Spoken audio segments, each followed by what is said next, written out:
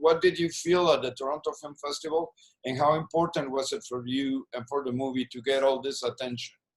The Toronto Film Festival was one of the most exciting nights on this whole journey. It was just great. It was like to see people excited about it and to see it. It was the biggest theater that I've ever seen the movie in. It had a balcony. I mean, to see people, sort of changed by it and to go on the journey and to go with us was the most exciting thing. So great. Yeah. I thought it was a wonderful story of exploring the unknown, and Faye and Everett are very brave. I wouldn't be able to do what you guys did.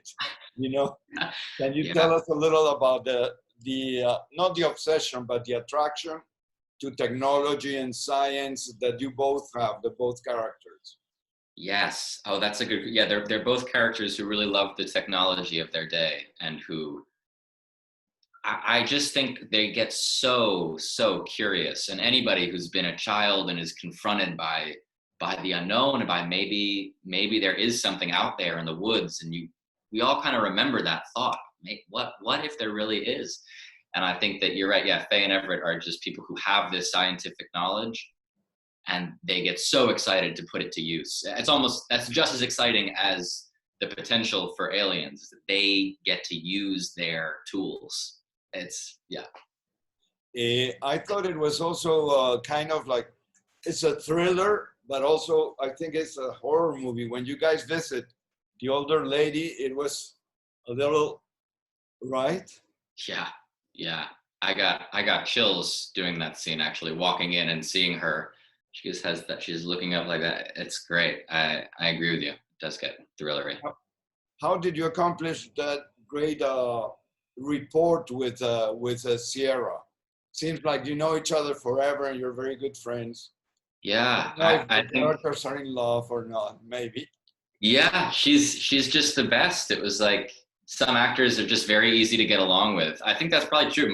The best actors are you can develop chemistry pretty easily because you just hang out with them and, get to know each other. It was just really, really fun and easy to sort of get to know each other. And then it just transferred on screen. We were like, the camera would cut off and we would just still be hanging out.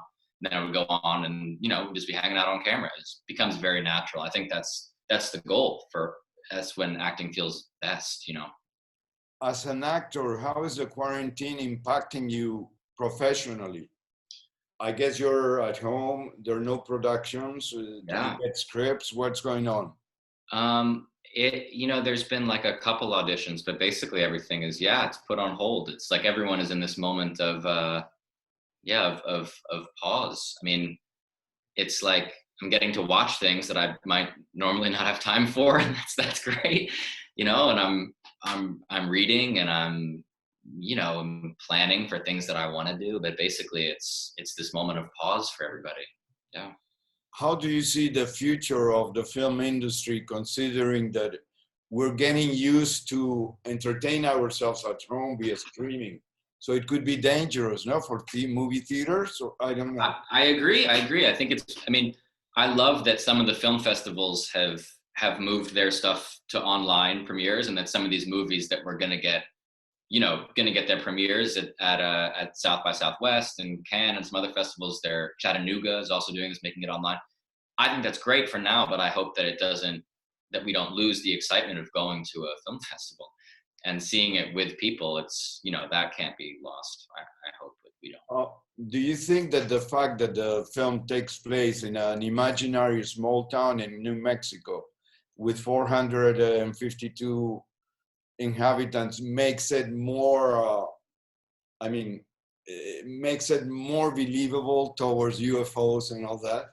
Yeah, I do. I think that it's a great storytelling device. That the movie takes place on the first night of the high school basketball season, and in a small town like that, that's Times Square. Everybody goes there. There's no, if you're not there, you're sick. There's something wrong. You would just be there, and that makes it totally believable to me that some kids might think that there'd be something, coming from the sky or from the forest somewhere. For me, it was great to go back to the 50s it was so beautiful the way the director and the people, the team created the 50s in such a faithful way. Yeah. It made it easy for you to believe that you were in that era because you look very different from the character. Yeah. The glasses, you look like someone from the 50s in the movie, right? Yeah.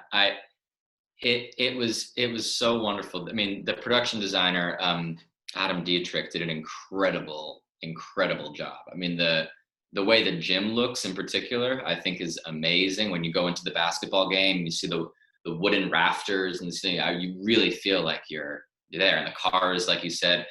And yeah, it is great as an actor to be playing a part where you put your costume on and you feel so different, you know? Like I did my hair and I put the glasses on and it was like, oh, I feel like a different person. This is weird. And yeah, so it was so fun to do something like that.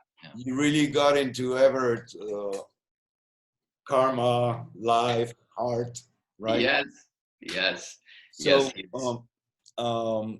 thank you very much. We're going to be talking to Sierra in a few minutes. And